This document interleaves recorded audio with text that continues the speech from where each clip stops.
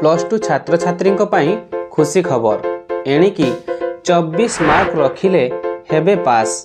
जानिबा संपूर्ण खबर ता पूर्व वीडियो को लाइक एवं चैनल को सब्सक्राइब करनथिले एबे ही सब्सक्राइब करी पाखरे आसुथिबा घंटी चिन्ह को दबाई दियंतु। चलित वर्ष युक्त 2 बोर्ड परीक्षा मार्किंग ढांचा रे आसीबो बड़ परिवर्तन।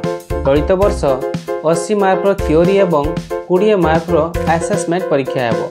उभय असेसमेंट और थियोरी को मिसाई 100 मार्क परीक्षा हेबो। एणिकी 100 रु 24 मार्क रखिले परीक्षा रे पास हेबे छात्र छात्री।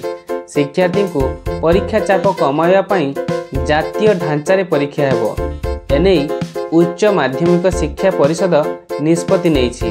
छात्र छात्री सुविधा पई परीक्षा ढांचा रे परिवर्तन करिबा पई निष्पत्ति होईछि। शिक्षार्थी को परीक्षा चाप कमाइबा पई जातीय ढांचा रे परीक्षा हेबो। एने उच्च माध्यमिक शिक्षा परिषद निष्पत्ति नेछि। छात्र छात्री सुविधा पई परीक्षा ढांचा रे परिवर्तन करिबा पई निष्पत्ति होईछि। प्रकाश थाउ कि पूर्वरु 120 मार्क परीक्षा देउथिले छात्र छात्री। एने सीएचएसई नियंत्रक कहिसंती जे एणिकी 20 मार्क असेसमेंट हेबो एवं थियोरी 80 मार्क हेबो। पिलामानकर कैपेसिटी अनुसार तांकर स्कोरिंग बहुत कम रहुछि। एहाको आखि आगर रखी चलित वर्ष प्रश्नपत्र पैटर्न मध्य परिवर्तन करा जिवो। बड़ बड़ प्रश्न को किछि मात्रा रे कम करा जिवो। शॉर्ट क्वेश्चन उपरे फोकस करा जिवो।